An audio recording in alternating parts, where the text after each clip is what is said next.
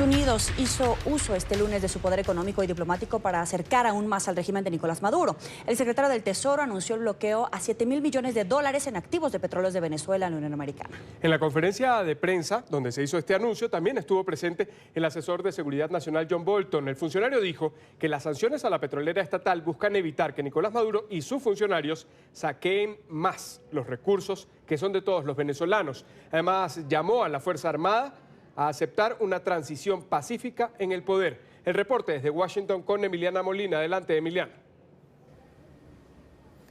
Buenas noches. A partir de hoy, cualquier compra de petróleo venezolano en Estados Unidos irá a cuentas bloqueadas por la Unión Americana y eventualmente será transferido al presidente de la Asamblea Nacional, Juan Guaidó, que en Estados Unidos y una gran mayoría de países en las Américas reconocen como el presidente legítimo de Venezuela.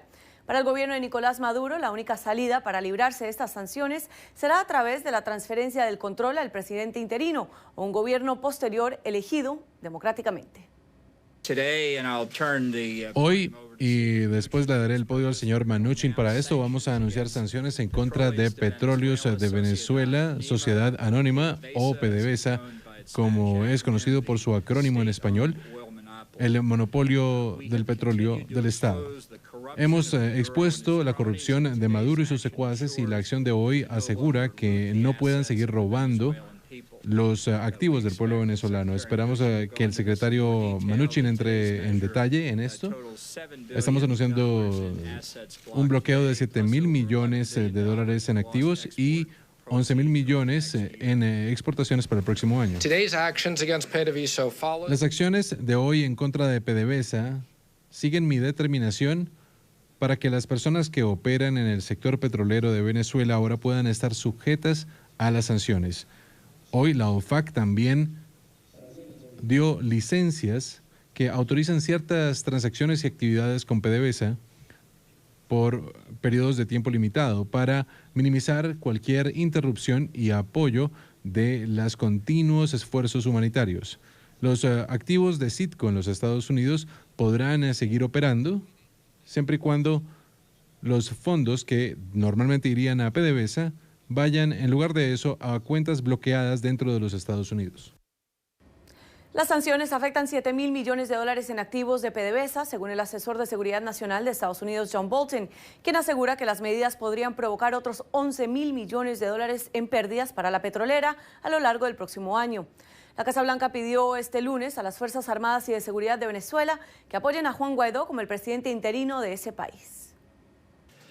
El día de hoy hacemos un llamado a las fuerzas militares y a las fuerzas de seguridad de Venezuela para que acepten la transferencia de poder constitucional pacífica y democrática, y hasta cierto punto esto ya ha comenzado. Hemos visto cómo oficiales y miembros del personal de Venezuela han escuchado este llamado. El agregado de defensa de Venezuela aquí en Washington reconoció al señor Guaidó hace unos días, y en las últimas horas la primera cónsul del consulado de Venezuela en Miami, Scarlett Salazar, también ya se declaró a favor del presidente interino Guaidó. Hago un llamado a todas las naciones responsables a reconocer a Guaidó de manera inmediata. Bolton reiteró que este fin de semana el agregado militar de la Embajada venezolana en Estados Unidos, el coronel José Luis Silva Silva, declaró públicamente su apoyo a Guaidó. Mi mensaje a la Fuerza Armada, como lo he dicho, es: no maltrates a tu gente. A nosotros nos dieron las armas para defender la soberanía de nuestro país. Nunca nos formaron para decir: esta es para atacar a tu pueblo, para que defiendas al gobierno de turno. No. Sirve para enviar un mensaje a sus compañeros de armas de que no queda otra opción que reconocer la única autoridad legal en este momento en Venezuela, que es el presidente de la Asamblea Nacional Constituyente y presidente encargado de la República de Venezuela. Creo que es muy significativo y esperamos que surjan otros pronunciamientos de otros oficiales en los próximos días apoyando al presidente encargado Juan Guaidó. Citgo, la filial de PDVSA y que opera en Estados Unidos, se le permitirá seguir operando, pero los fondos de esas operaciones irán a una cuenta especial bloqueada, mientras Estados Unidos continúa sofocando económicamente al gobierno de Nicolás Maduro. Desde Washington, Emiliana Molina, regreso al Centro Internacional de Noticias. Gracias, Emiliana. Y el vicepresidente de los Estados Unidos, Mike Pence, reaccionó a través de su cuenta de Twitter a los anuncios hechos este lunes por el Departamento del Tesoro. Aseguró que su país seguirá obligando al régimen de Nicolás Maduro a rendir cuentas por el sufrimiento infligido al pueblo de Venezuela. La orden ejecutiva del presidente del día de hoy le pone fin a la habilidad de Maduro de robar la riqueza de su país para sus propios fines corruptos y preserva estos recursos para el pueblo de Venezuela. Continuaremos haciendo que Maduro rinda cuentas por la ruina y la opresión de Venezuela y siempre estaremos con el pueblo de Venezuela. Otro político, también republicano en Estados Unidos, que celebró la imposición de las sanciones fue el senador por el estado de la Florida, Marco Rubio. Publicó una fotografía de Nicolás Maduro junto a su mensaje y aseguró que todas las cosas malas tienen su final.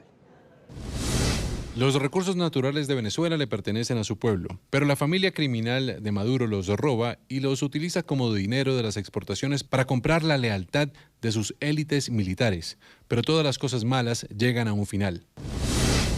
Todas las propiedades e intereses de PDVSA ahora están bloqueadas y las personas de los Estados Unidos tienen prohibido entrar en transacciones con ellos. El petróleo de Venezuela le pertenece al pueblo venezolano y el dinero del petróleo ahora irá a ellos a través del legítimo gobierno de Juan Guaidó. Estoy dispuesto a hablar hasta con el diablo. Son las palabras de Nicolás Maduro, quien habló el día de hoy tras el anuncio de las sanciones por parte del Tesoro estadounidense. Maduro hizo un llamado al diálogo nacional, anunció que tomará medidas legales en contra de la Unión Americana y culpó a Donald Trump de todo estallido de violencia en su país. ¿Está dispuesto usted a hablar? Le dijeron que si yo estaba dispuesto a hablar, y yo dije estoy dispuesto a hablar hasta con el diablo, si podemos hablar con el diablo de paz, de convivencia, de respeto. Hasta con el diablo estoy dispuesto a hablar. Y hago responsable a Donald Trump de cualquier violencia que pueda suceder en Venezuela. Será usted, señor presidente Donald Trump, responsable de esta política de cambio de régimen en Venezuela. Y la sangre que pueda correr en Venezuela será sangre que estará en sus manos, presidente Donald Trump. La sangre será la sangre que estará en sus manos. La cónsul de Venezuela en Miami se sumó a las voces de diplomáticos que han reconocido a Juan Guaidó como presidente interino. La funcionaria, nombrada por el régimen de Nicolás Maduro, ha instado a sus colegas a apoyar el proceso de transición a la democracia. En la misma línea de respaldo a un gobierno de transición, el senador republicano por Florida, Marco Rubio, aseguró que Washington dará el manejo de los fondos del Estado venezolano al líder de la Asamblea Nacional. Scarlett Salazar, quien ha sido funcionaria diplomática de carrera por 20 años, se desligó hoy del gobierno de Maduro e informó a través de un video que se acoge a la Constitución del país, reconociendo como presidente al juramentado Juan Guaidó. Apegándome a la Constitución Nacional y leyes venezolanas, declaro que reconozco como presidente encargado al ciudadano diputado Juan Guaidó. Más temprano, un grupo de venezolanos llegaron a las instalaciones del Consulado de Venezuela en Miami para intentar entregar el documento de amnistía al personal diplomático. Nos encontramos en el Consulado de Venezuela, aquí en la ciudad de Brickell, en Miami. Lamentablemente el consulado está cerrado, pero vinimos a traer la ley de amnistía para todos los funcionarios que decidan apegarse a la Constitución y a la presidencia de la República encabezada por el presidente interino o encargado Juan Guaidó. Este fin de semana, el senador Marco Rubio también aseguró que el gobierno de los Estados Unidos dará el manejo de los dineros del Estado venezolano y del Banco Central de Venezuela que están en territorio estadounidense. Para los expertos, estos son fondos fundamentales para que continúe el funcionamiento tanto de los consulados como de la Embajada de Caracas en Washington. Casi todos los países tienen cuentas depositadas en los Estados Unidos, los bancos centrales, los bancos del Estado, etcétera, para pagar cuentas, para mantener ahorros. Obviamente la banca norteamericana es una banca de mucha confianza y entonces se hace, pues obviamente, ese tipo de depósitos, ¿me entiendes? Eso está manejado y cuando se congelan cuentas de diferentes países, por ejemplo, cuando se congeló la cuenta de Irán, eran ese tipo de cuentas activas en los Estados Unidos. Hasta este momento no hay ninguna indicación de cuándo comenzarán a operar los 9 consulados venezolanos que hay en los Estados Unidos, incluyendo la embajada en Caracas. Desde Miami informó Paola Serna para NTN 24. En un mensaje divulgado a través de sus redes sociales, el presidente interino de Venezuela, Juan Guaidó, convocó a 2 manifestaciones para esta semana. La primera se llevará a cabo el miércoles para exigir a los militares que, y citamos, se pongan del lado de los ciudadanos y permitan la entrada de ayuda humanitaria. Juan Guaidó también convocó a otra manifestación el sábado, sin ofrecer mayores detalles al respecto, salvo que la protesta tendrá lugar en las calles de toda Venezuela y del mundo. El próximo miércoles, atención, de 12 a 2, y lo vamos a hacer de manera pacífica, de manera inédita, para exigir muy claramente. Le pedimos a todos los venezolanos que salgan a las calles, en donde estén, en sus oficinas, en sus casas, en sus puestos de trabajo, y el sábado, gran movilización en toda Venezuela, en todo el mundo, a nivel nacional e internacional. El día sábado estaremos en las calles de toda Venezuela y en todo el mundo para acompañar el respaldo también que le diera la Unión Europea, incluso al pueblo de Venezuela, pero también el ultimátum que le dieron y que se vence el día domingo, donde reconocen claramente no solamente la Asamblea Nacional, no solamente nuestra Constitución, sino también la plena competencia de ejercicio de la presidencia encargada. El canciller Jorge Arreaza se pronunció este lunes sobre la situación en Venezuela. Según el oficialista, en la actualidad hay conversaciones secretas con la oposición. Lo que quiero decirles es lo siguiente: tenemos diálogo. Bueno, hasta ustedes vieron la reunión del presidente de la Asamblea Nacional Constituyente con el señor diputado Guaidó del 22 en la noche. Y hay comunicación permanente del vicepresidente Jorge Rodríguez con otros voceros de la oposición venezolana. Hay reuniones secretas, y son secretas porque la oposición se ha negado a que sean públicas. Al Papa Francisco le asusta un eventual derramamiento de sangre en Venezuela.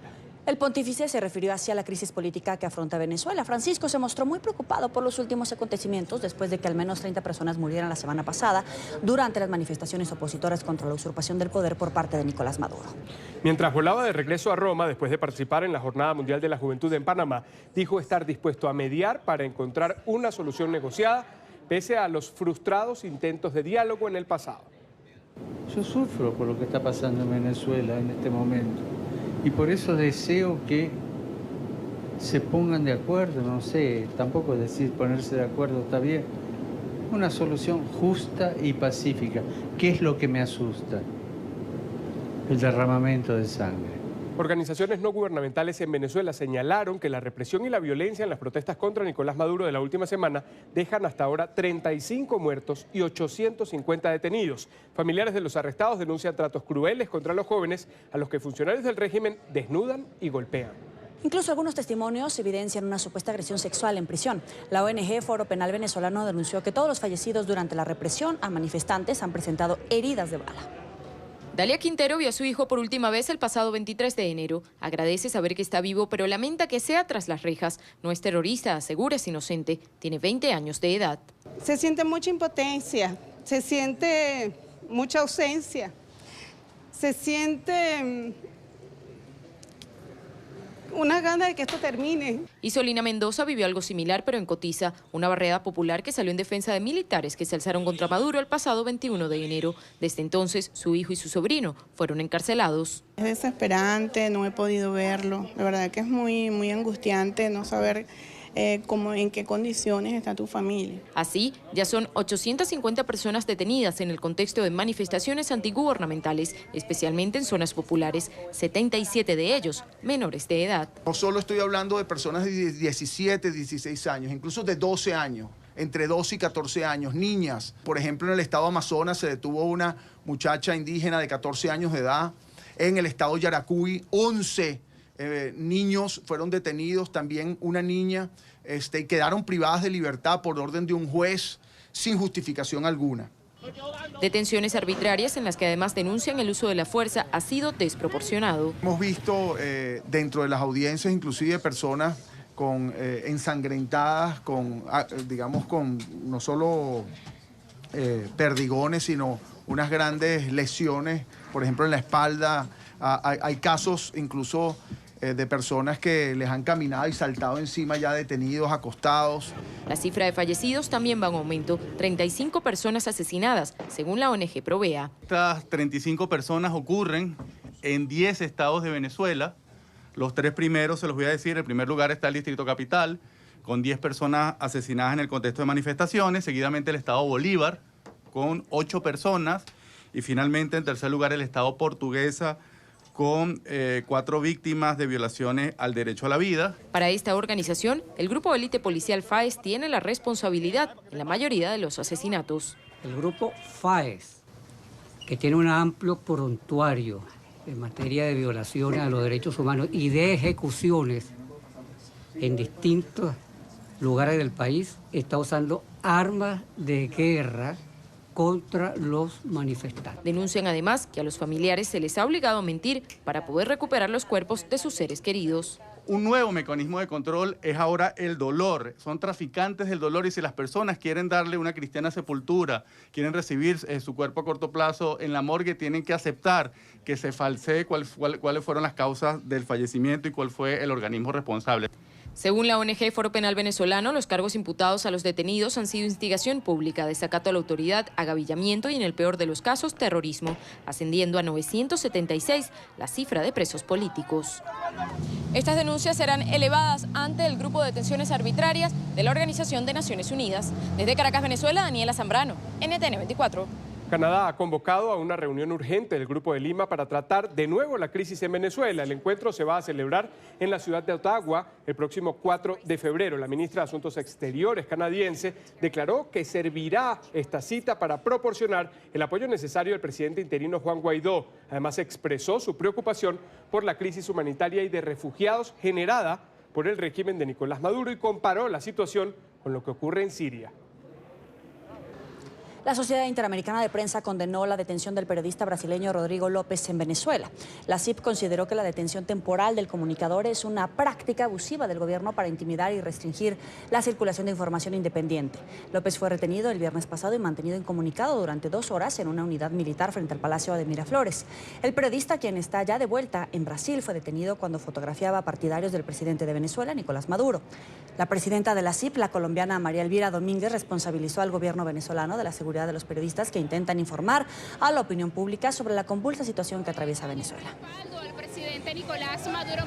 A otro tema, los equipos de rescate en Brasil reanudaron este lunes las tareas de búsqueda de posibles sobrevivientes luego del colapso el viernes pasado de una represa. Las operaciones habían sido suspendidas el domingo por temor a que pudiera quebrarse otro dique de la misma compañía minera.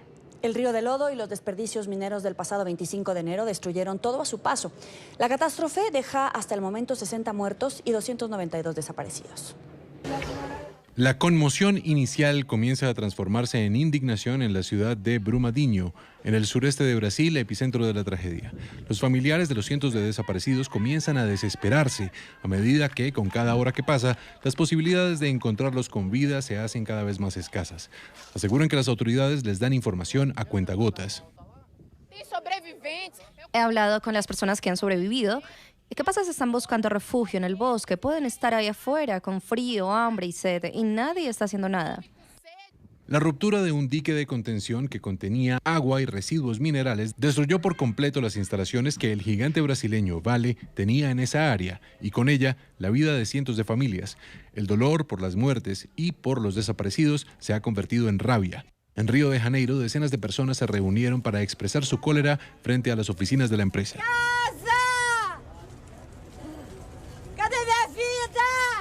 Aseguran que nada se ha aprendido de las lecciones del pasado y hoy los tratan de asesinos.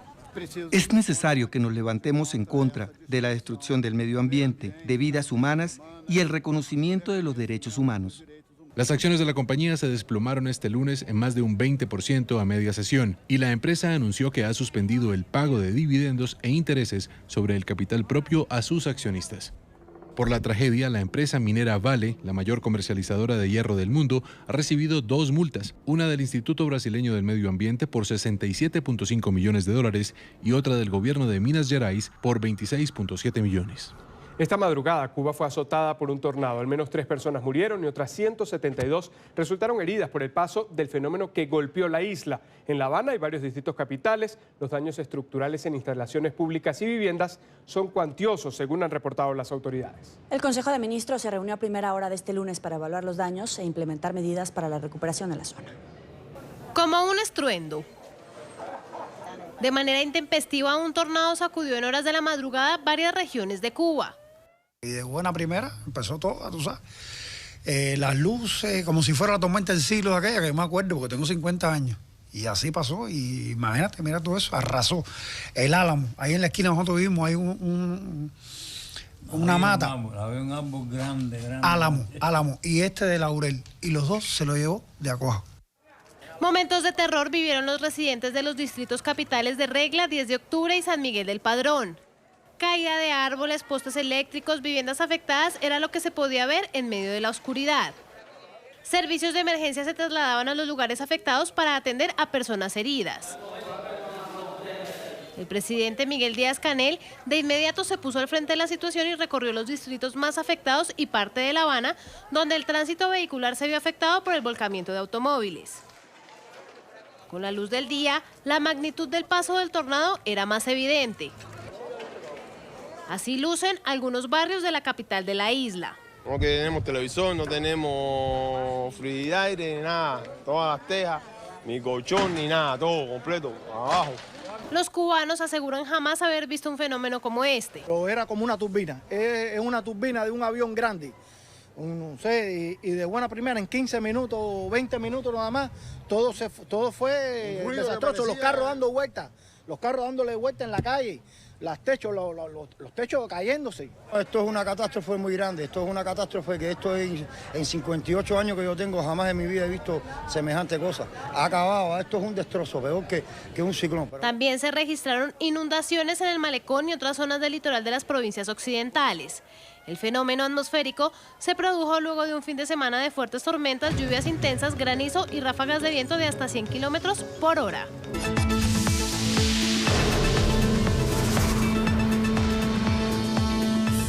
Un nuevo temblor sacudió el centro y el sur de Colombia. A las 4 de la tarde con 7 minutos hora local, la tierra rugió de nuevo, generando pánico y zozobra entre los habitantes de estas zonas. Según el informe preliminar de la Red Sismológica Nacional, tuvo una magnitud de 4.7 y una profundidad superficial menor a 30 kilómetros. Este temblor ocurre 2 días después del registrado en la mañana del sábado, que despertó a varios colombianos. El sismo, de acuerdo al Instituto Geológico Nacional, no deja víctimas o daños materiales, pero sí obligó a la evacuación de varios edificios por razones de seguridad.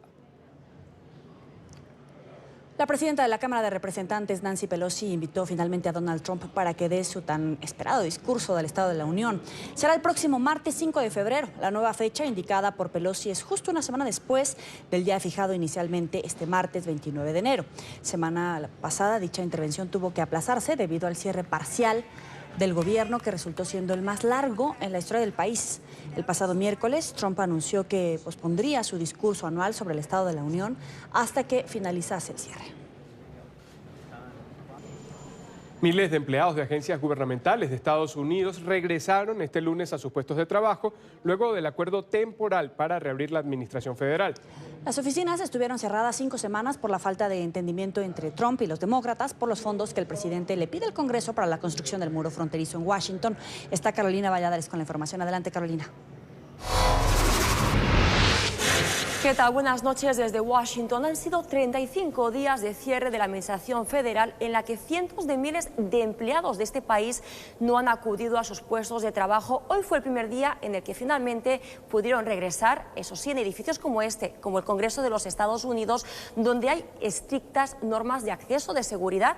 Es por ello que ha habido problemas logísticos. Por ejemplo, esos pases de acceso, algunos habían caducado con el paso del año. En la entrada del año 2019 también hay que tener en cuenta todas esas contraseñas que también habían caducado de sus correos electrónicos o todos aquellos correos, emails que estaban sin leer. Por lo tanto, van a ser unos días en los cuales se tendrán que poner, como decimos, al día con sus labores. Mientras tanto, ¿qué va a pasar con ese presupuesto de la administración que quiere Donald Trump para poder financiar su muro, esos 5.700 millones de dólares? Pues son muy pocos los avances en esta materia. Es por esta razón que en las últimas horas el presidente amenazó de nuevo con que las opciones de que exista un posible cierre de la administración federal no superan el 50%, dijo.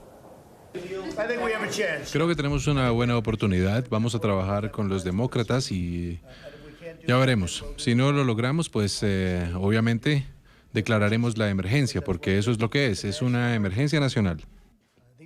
Estos son pastores hispanos, reverendos y sacerdotes, y ellos comprenden mejor que nadie que es una emergencia humanitaria, y vamos a ocuparnos de nuestra frontera, y se va a hacer, y el crimen va a caer en todo el país. El pasado viernes el presidente firmó un decreto mediante el cual dotaba de fondos a la administración a esas 25 agencias que seguían cerradas, pero solamente durante un plazo de 3 semanas. De no conseguir ese dinero, como mencionó Donald Trump, puede llevar al gobierno federal a un cierre o, como también lo insinuó, podría finalmente declarar esa emergencia nacional que ya jugó con esa baza en las semanas anteriores durante el cierre anterior. Creo que lo que el señor Trump está diciendo después de haber reabierto el gobierno es parte de la negociación. Él ha estado amenazando con una declaración de emergencia, la cual no es claro que sea legal, constitucional. Él puede declarar una emergencia, pero no es claro que él pueda usar fondos que ya han sido atribuidos por el Congreso para otros propósitos para construir un muro. Desde el pasado viernes comenzó esa cuenta atrás, ese plazo de 3 semanas para lograr un acuerdo con los demócratas para esos presupuestos federales. Mientras tanto, es elevado el impacto en la economía de este país. Según un estudio del Congreso, son cerca de 3.000 millones el impacto en la economía, y también un dato muy importante, cerca de 11.000 millones de dólares que le resta a ese crecimiento del Producto Interior Bruto de los Estados Unidos, casi nada. Este es el reporte desde Washington. Carolina Valladares para NTN 24. Gracias, Carolina. Y como un éxito han catalogado los médicos la cirugía a la que fue sometido el presidente de Brasil, Jair Bolsonaro. El departamento de prensa del Palacio de Planalto informó que luego de 9 horas en el quirófano, el mandatario se encuentra en perfectas condiciones. La intervención, tercera desde que fue víctima de un atentado con cuchillo, tenía como objetivo retirarle la bolsa de colostomía que le habían colocado en septiembre. Bolsonaro permanecerá en reposo durante 48 horas y hospitalizado durante los próximos 10 días. En ese lapso, el vicepresidente estará a cargo del país. Posteriormente, el jefe de Estado va a recibir a sus ministros en el centro médico. Ya son 115 los muertos por la explosión de una toma clandestina de gasolina en el estado mexicano de Hidalgo. El pasado 18 de enero, un grupo de pobladores reventó un ducto y empezó a sustraer el combustible. 2 horas después se registró una fuerte explosión. 32 personas permanecen hospitalizadas tras sufrir graves quemaduras. 16 de ellas se encuentran en cuidados intensivos. Un temporal azota el estado de Quintana Roo en México. Fuertes lluvias, ráfagas de viento e inundaciones afectan la entidad desde el fin de semana. Según las autoridades locales, una persona murió y varias resultaron lesionadas por la caída de árboles. También se reportó una embarcación desaparecida con 4 personas a bordo, esto en la región de Chiquilá, cercana a Playa del Carmen. Los vientos además generaron la caída de varios cables de luz. Por ello, parte del estado se encuentra sin servicio de energía eléctrica. Hay luto en Perú por el fatal desenlace de una boda. En medio de un profundo dolor, este lunes comenzaron los funerales de las 15 personas que murieron durante la celebración de un matrimonio en el sur del país. Una pared y parte del techo del hotel en el que se encontraban se derrumbaron en pleno festejo. Indagan por qué el establecimiento seguía en funcionamiento después de haber sido clausurado por las autoridades anteriormente.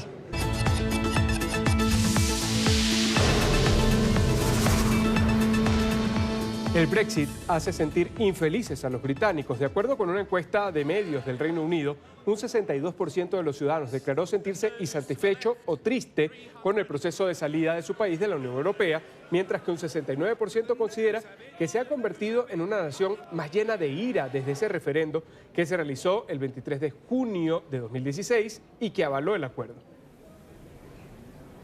Momentos de tensión vivieron unos 2.000 taxistas que desde el domingo se mantenían concentrados en una de las principales arterias viales de Madrid, la capital de España.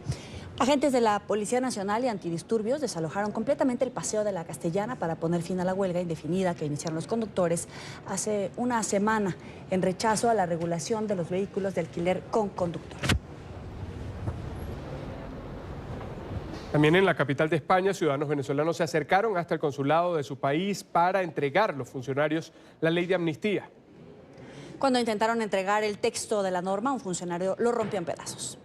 En Madrid, venezolanos de distintos sectores sociales y políticos se acercaron este lunes al consulado de su país para entregar una copia de la ley de amnistía a los funcionarios de esa sede diplomática. El texto no quiso ser recibido por uno de los funcionarios, que prefirió romperlo e impedir el ingreso del resto de activistas venezolanos que se encontraban en los exteriores y que querían ingresar para entregar más copias de la ley al resto de funcionarios consulares. Es un incentivo a todo aquel que colabore para restituir la democracia en Venezuela y que se le está ofreciendo el perdón. Porque vamos a estar claros, hay una complicidad con la usurpación que se está cometiendo también a partir del 10 de enero. Es que se niegan, están asustadísimos los que están adentro. Cuando les entregamos la ley de amnistía, dicen, no me la des porque el otro muchacho estaba afuera y rompió la ley de amnistía. Quería que la sacara y yo digo, no, sácala tú, entrégala afuera. Solamente queríamos entregar este documento. Eso era todo. Amnistía, solamente. Hemos venido en paz, hemos venido tranquilos, hemos venido totalmente convencidos y respetuosos con la gente del consulado. Veníamos a entregar este documento. Además, los defensores de la presidencia interina de Juan Guaidó aseguraron respetar la posición de España y de otros países de la Unión Europea de dar un plazo a Nicolás Maduro para convocar elecciones, aunque no la comparten, pues es demorar el reconocimiento de Guaidó. Si ellos quieren esperar 8 días, se lo respetamos, pero no hay otra manera. No puede haber elecciones presidenciales convocadas por la dictadura. Elecciones en dictadura ya hubo el año pasado y no se resolvió el problema. La única manera que se resuelve el problema es que haya elecciones en libertad. Y elecciones en libertad solo las garantiza Juan Guaidó como presidente constitucional. Como el texto de la ley de amnistía no fue recibido, los ciudadanos venezolanos pegaron el documento en la fachada del consulado.